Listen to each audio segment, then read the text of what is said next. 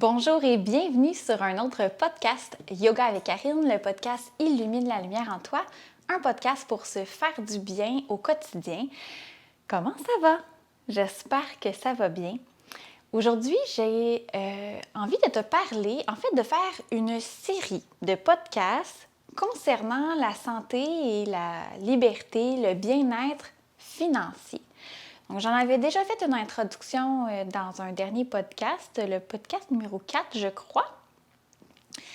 Et puis, j'ai reçu quelques commentaires et quelques questions par rapport à mon parcours pour rembourser en fait mes dettes et trouver ce que moi, je considère être ma liberté, ma santé financière. Alors aujourd'hui, c'était la première vidéo parce que le podcast est aussi filmé. Il va être disponible sur la chaîne YouTube Yoga avec Karine et également sur Spotify, là, sur le podcast Illumine la lumière en toi. C'est le premier épisode d'une série de, je ne sais pas encore combien d'épisodes. J'aimerais décortiquer avec toi cette espèce de plan financier-là. Parce que quand on parle de finances personnelles, ça peut rapidement devenir over the top. OK? On peut facilement se sentir complètement envahi, pas trop savoir par où commencer, quelle étape faire, c'est long, c'est compliqué, j'aime pas ça calculer, fait que qu'est-ce que je fais? J'abandonne, puis tant pis. Ou bien, tu peux peut-être être quelqu'un de très organisé, mais qui a toujours fonctionné de la même façon. Et quand on fonctionne toujours de la même façon, on obtient toujours les mêmes résultats. Et ça, c'est un élément que je considère tellement important dans ma santé financière, c'est de dire, mon budget, là, je ne l'ai pas écrit une fois, puis je le suis, puis c'est tout, puis ça finit là. C'est un exercice que je fais chaque mois. Parce que dans mon cas, je suis payée 2 fois par mois, donc je vais le faire 2 fois par mois.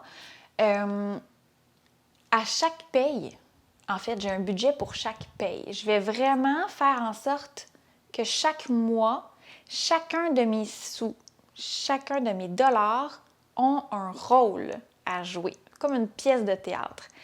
Et ce rôle-là va servir, en fait, de savoir où va mon argent et comment faire pour la faire travailler selon mes objectifs. Qu'est-ce que je veux avoir, obtenir, faire, être avec cette liberté financière-là.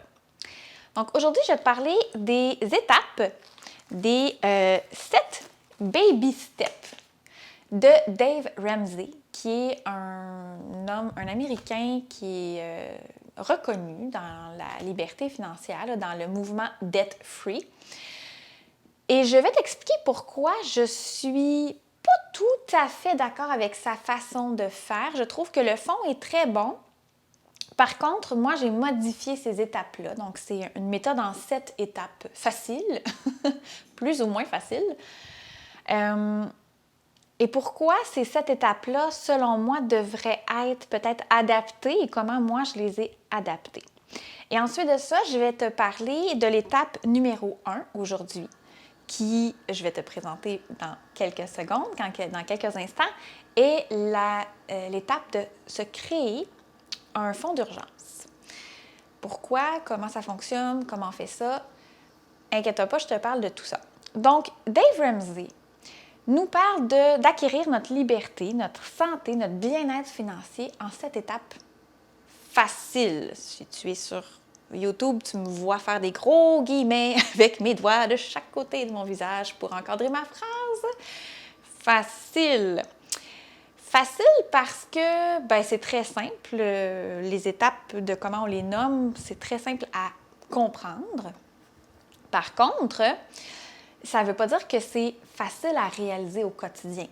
Ça demande beaucoup d'efforts, d'engagement et de persévérance. Puis j'aimerais ça faire un parallèle ici. Attends, donne-moi un petit instant, je vais aller fermer la fenêtre parce qu'il y a beaucoup de vent. Choup!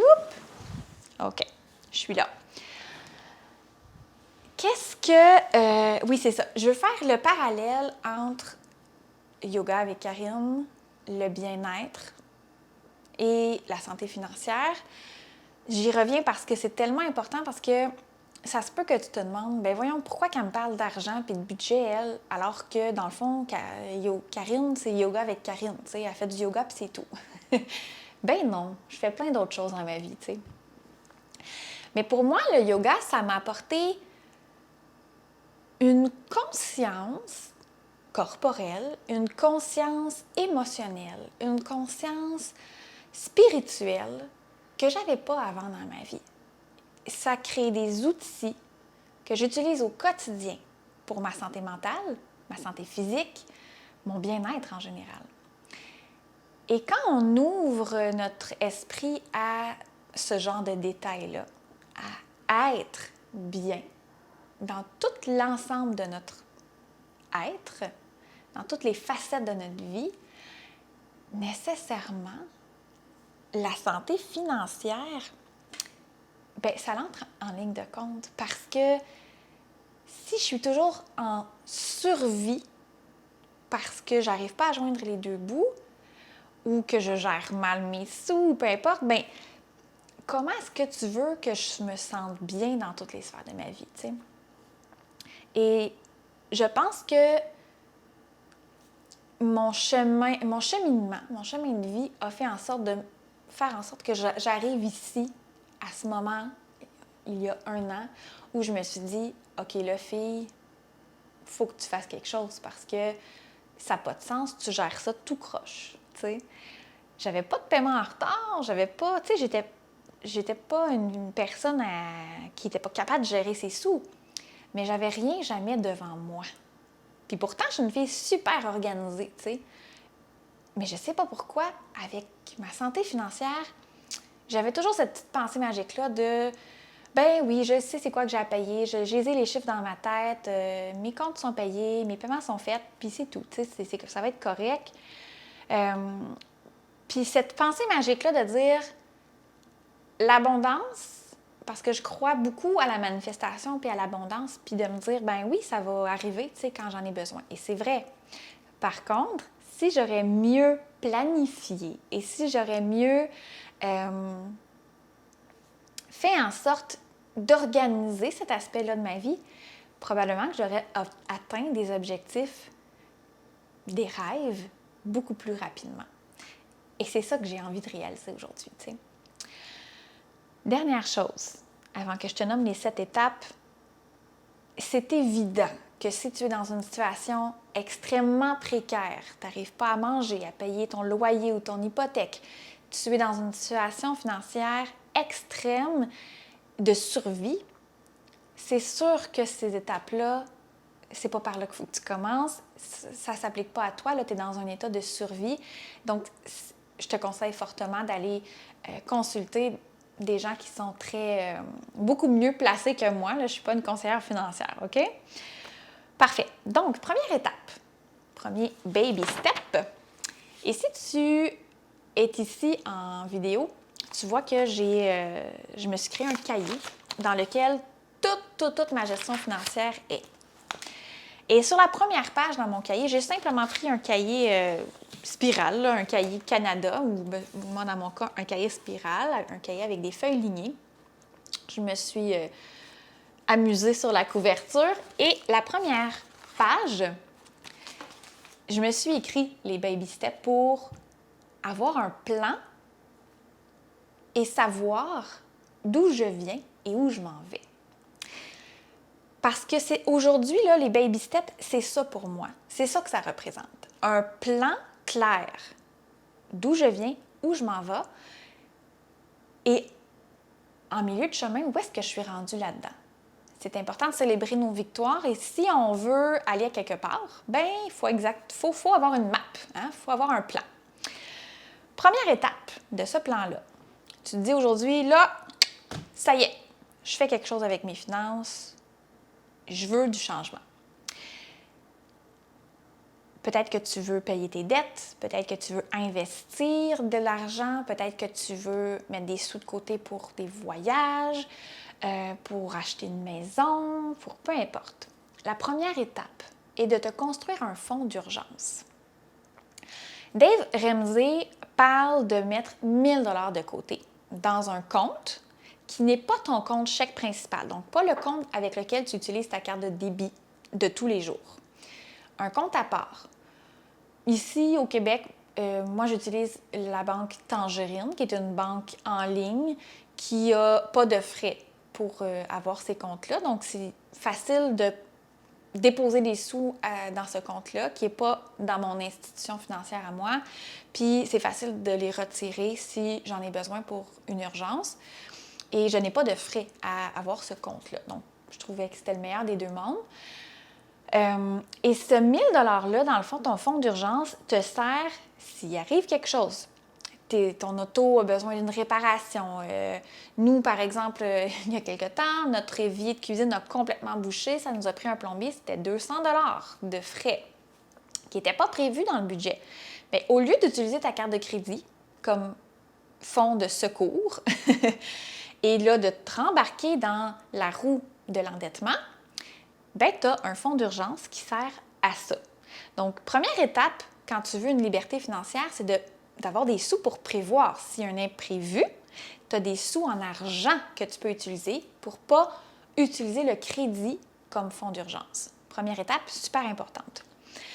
Pendant qu'on est dans cette première étape-là, je vais tout de suite te parler de qu'est-ce que moi je fais différemment parce que pour ma part, je trouve que 1 000 $, c'est pas assez. C'est pas assez parce que 1 000 $, là, si ma voiture a une grosse réparation à faire, c'est à peu près ça que ça coûte 1 000 $ de nos jours, un imprévu. Entre 500 et 1 000 $. Donc, si tu as 2 imprévus dans les 6 prochains mois, ben ton fonds d'urgence, tu n'en as plus, puis là, tu vas être pogné pour recommencer ton endettement avec ta carte de crédit. Fait que ce que moi, j'ai décidé, ce que j'ai choisi de faire, c'est de mettre mon 1 000 $ de côté et ensuite passer à la deuxième étape en gardant toujours un montant mensuel. Pour ma part, c'est un tout petit montant, 50 $ par mois. C'est vraiment pas beaucoup, mais qui va continuer à se ramasser dans mon fonds d'urgence pour que mon fonds d'urgence soit constamment alimenté. Parce que plus loin dans le processus de Dave Ramsey, donc à l'étape 3, j'y viens, je sais que je te saute d'un coq à l'âne, mais tu vas voir. Un coup que tes dettes sont payées, Dave Ramsey te dit « Parfait, tu vas aller nourrir ton fonds d'urgence pour avoir 3 à 6 mois de tes dépenses mensuelles dans ce fonds-là. Comme ça, s'il arrive un gros imprévu, tu perds ton emploi, un confinement, ça sonne-tu quelque chose dans ta tête? Ça fait pas longtemps qu'on a vécu ça. Tu perds ton emploi, peu importe, tu es malade, il arrive quelque chose, tu as des sous pour subvenir à tes besoins pendant au moins 3 à 6 mois. Mais je trouve que c'est quand même intense. Puis c'est pas... Pour ma part, je voulais pas... Parce que dans le fond, Dave Ramsey, là, ce qu'il veut, c'est que tu suives les étapes en ordre. Et ça aussi, pour ma part, c'est quelque chose que je fais pas tout à fait. Parce que je me dis, j'ai besoin de 1 000 $ pour commencer mon plan financier. J'ai un fonds d'urgence, parfait. Maintenant, deuxième étape, je vais payer toutes mes dettes. Toutes mes dettes, sauf mon hypothèque. Donc, ma maison. Et ensuite, troisième étape, sauver 3 à 6 mois de fonds d'urgence. Mais j'ai pas envie de passer 3 à 6 mois de ma vie à ramasser des sous juste pour un fonds d'urgence. J'ai envie de tout de suite pouvoir profiter de ces sous-là. Tu comprends? Donc, moi, ce que j'ai fait, j'ai mis 1 000 $ de côté dans mon compte fonds d'urgence. Et ensuite de ça, 50 $ par mois va continuer à alimenter à l'infini mon fonds d'urgence. Donc, éventuellement, je vais avoir bâti mon fonds d'urgence de sécurité sans pour autant perdre plusieurs mois de ma vie financière à juste bâtir ce fonds d'urgence-là. Donc, il va se faire en même temps que je fais les autres étapes. Ça va? Tu me suis? Super. Donc, je récapitule. Étape 1, tu te crées un fonds d'urgence de 1 000 $ en argent que tu peux utiliser au lieu d'utiliser ta carte de crédit si tu as une urgence. Un brushing chez la coiffeuse, c'est pas une urgence, OK? Deuxième étape, payer toutes tes dettes. Toutes tes dettes de crédit. Carte de crédit, prêt personnel, prêt automobile, Si tu dois des sous à ton père, ta soeur, ton ami, ton frère, ta mère, n'importe qui. Qu'est-ce qu'il y a d'autre comme des dettes, name it, mis à part ton hypothèque, ta maison. Troisième étape, sauver 3 à 6 mois dans ton fonds d'urgence. Comme je te dis, pour ma part, moi, je le fais en même temps de faire toutes les autres étapes. Et quand on est rendu à cette 4e étape-là, on va être rendu à investir 15% de tes revenus nets, ce que tu as dans tes poches, dans ton talon de paie qui est déposé dans ton compte de banque à chaque semaine, 2 semaines, mois, peu importe.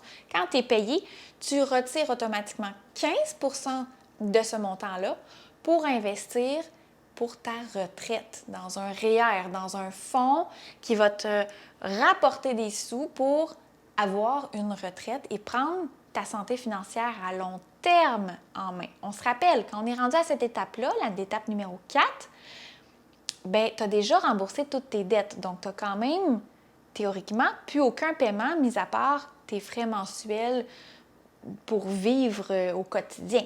Donc, tu as quand même beaucoup plus de liberté financière pour investir. Et on investit toujours sur soi. 5e étape, Dave Ramsey nous conseille d'investir pour les études de nos enfants. Ça aussi, pour ma part, c'est quelque chose que je fais depuis l'étape 1. J'ai un régime enregistré d'épargne études, un REEE, ici au Québec, pour faire en sorte que mes enfants puissent avoir des études postsecondaires, des sous qui sont mis de côté. Et avec les subventions gouvernementales, ce sont des comptes qui sont extrêmement payants. Je n'ai pas commencé à la naissance des enfants, j'ai commencé beaucoup plus tard et on a déjà doublé les sommes qu'on a mis dans ces comptes-là juste en intérêt. Donc, c'est vraiment en intérêt et en subvention gouvernementale chaque mois. C'est vraiment payant. Je ne sais pas si ailleurs dans le monde vous avez ce type de compte-là, mais c'est quelque chose d'extrêmement payant ici au Québec. Ça serait vraiment stupide de ne pas investir là-dedans. Il y a des entreprises spécialisées dans les REEE, il y a les banques dans lesquelles on peut aller se renseigner également. Je te laisse faire tes propres recherches. Étape numéro 6, payer ton hypothèque au complet. Donc, selon Dave Ramsey, un coup que tes dettes sont toutes payées, tu devrais avoir environ 7 ans pour rembourser ton hypothèque au complet. Et là, tu serais complètement debt-free. 7e étape, bâtir ta force, ta santé et donner.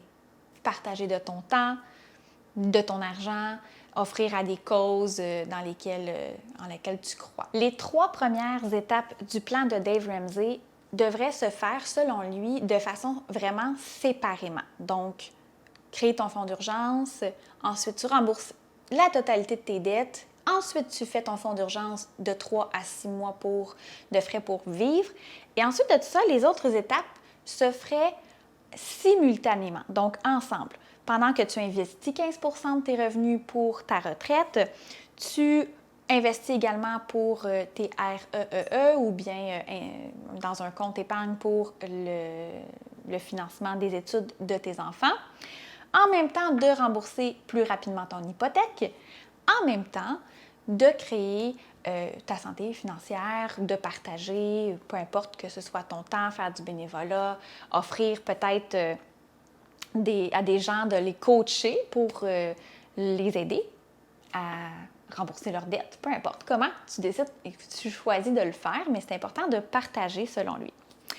Donc, voici, c'était les 7 étapes, les 7 baby steps de Dave Ramsey et comment moi, je l'ai adapté à ma situation.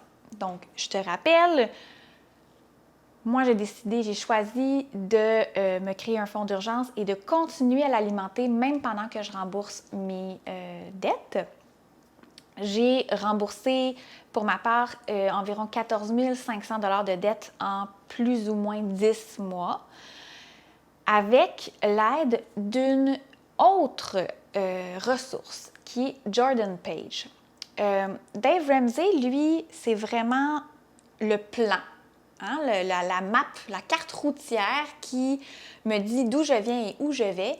Et avec Jordan Page, j'ai vraiment découvert comment faire mon budget, comment décortiquer mon budget de façon très claire, très facile et peu importe, même si j'ai des revenus qui varient, j'ai toujours le même calcul, la même façon de refaire mon budget qui va faire en sorte que je ne peux pas me tromper.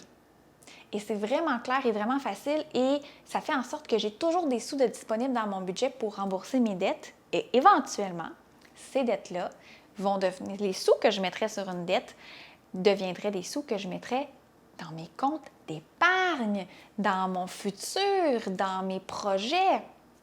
C'est ça qui est vraiment extraordinaire. Donc, comment faire ton budget, ça va être dans le prochain épisode de la santé et liberté financière que je vais t'en parler. Aujourd'hui, je trouvais que c'était déjà beaucoup de contenu. Je t'invite à peut-être réécouter avec un papier, un crayon, de faire des recherches ou peut-être sur Dave Ramsey. Tu pourrais aller sur Pinterest, taper Dave Ramsey, D-A-V-E, R-A-M-S-E-Y, et tu vas voir, il y a beaucoup de contenu. Tu pourrais même écouter ses podcasts. Le Dave Ramsey Show, c'est en anglais évidemment. Et puis, sur YouTube aussi, il y a beaucoup de gens qui parlent de lui, que ce soit en français ou en anglais.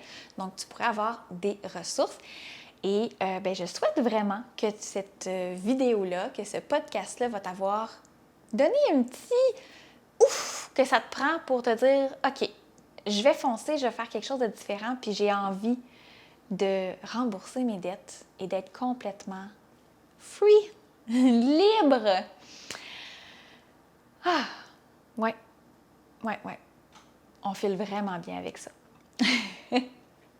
Donc, la lumière en moi illumine la lumière en toi. Je reconnais l'extraordinaire pouvoir et potentiel que tu as à l'intérieur de toi et je te souhaite une excellente fin de journée. On se revoit dans le prochain épisode. Namasté.